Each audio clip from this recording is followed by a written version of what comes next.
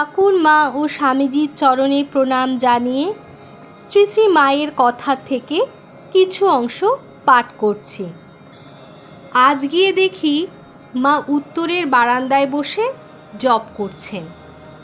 খানিক পরে ৫-৬টি মেয়ে লোক মাকে দেখতে এলেন। তারা ঠাকুর প্রণাম করে বসতেই মা জপ শেষ করে তারা কোথা হতে আসছেন জিজ্ঞাসা করলেন। নলিনী তাদের পরিচয় দিলেন। শুনলাম তাদের মধ্যে একজন চিকিৎসার জন্য এসেছেন। পেটে টিউমার হয়েছে, ডাক্তার সাহেব বলেছেন অস্ত্র করতে হবে। তাই শুনে তিনি বড় ভয় পেয়েছেন। কে জানে কেন মা এদের কাউকে পায়ে হাত দিয়ে প্রণাম করতে দিলেন না। তারা এজন্য বারবার প্রার্থনা করলেও স্বীকৃতি না হয়ে বললেন, এ চৌকাঠ হতে ধুলো নাও। তারা শেষে অসুস্থ মেয়েটিকে দেখিয়ে বললেন, আপনি আশীর্বাদ করুন যেন ও সেরে ওঠে, আবার আপনার দর্শন পায়।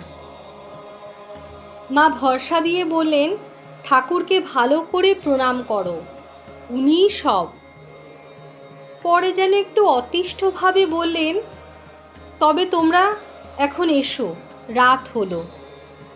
তারা ঠাকুর প্রণাম করে চলে যাবার পর বললেন, গঙ্গার জল ছিটিয়ে ঘর ঝাড় দিয়ে ফেলো, ঠাকুরের ভোগ উঠবে।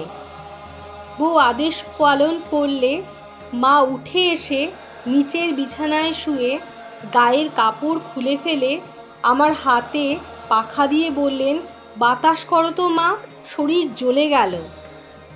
গড় করি মা কলকাতাকে। কেউ বলে আমার এ দুঃখ, কেউ বলে আমার ও দুঃখ আর সহ্য হয় না। কেউ বা কত কি করে আসছে, কারো বা 25টা ছেলে মেয়ে, 10টা মরে গেল বলে কাঁদছে। মানুষ তো নয়, সব পশু পশু।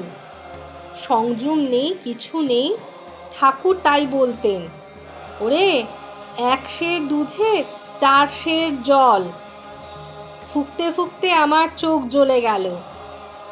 কে কোথায় ত্যাগী ছেলেরা আছিস, আয় রে কথা কয়ে বাঁচি। ঠিক কথাই বলতেন। জোরে বাতাস কর্মা, বেলা 4টে হতে লোক আসছে, লোকের দুঃখ আর দেখতে পারি না। আহা, আজ বলরামের পরিবারও এসেছে। বলরামের জন্য কত কাঁদলে, বললে, এ কি আমার জেসে ভাই, এ তো মা দেবতা ভাই। খানিক পরে তেল মালিশ করতে বললেন। মালিশ করতে করতে বললুম, মা ডাল রান্না করে এনেছি, ভক্তরা খাবেন বলে। মা বললেন, বেশ করেছ, রাখালও 2টো ইলিশ মাছ পাঠিয়েছে। বাবুরাম গিয়ে অবধি সে এখনো মাছ খায়নি। এর পূর্বে একদিন রাধুর বর মাংস খেতে চেয়েছিল। সে কথা এখন একজন বলায় মা বললেন, এখন এখানে কেমন করে হবে। এই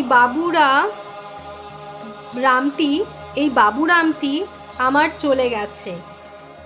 সবারই মন খারাপ। এ ঠাকুরের সংসার, তাই কাজকর্ম সব হচ্ছে। তা না হলে কান্নার রোল বাড়ি ভরে যেত। কেউ কি উঠতে পারত? তবে খেতে চেয়েছে, দিতেই হবে। তা এরা যদি রান্না করে আনে তবে হতে পারে।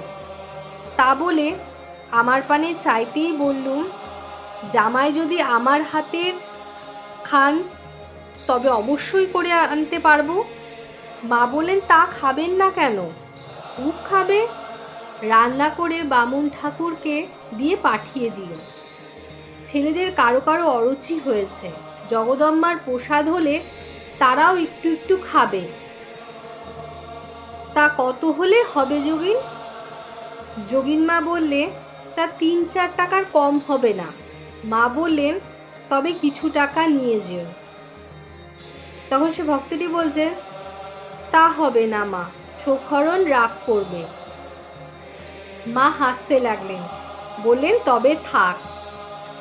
পরের রবিবার কালীঘাট হতে মহাপ্রসাদ আনিয়ে রেঁধে পাঠানো হলো।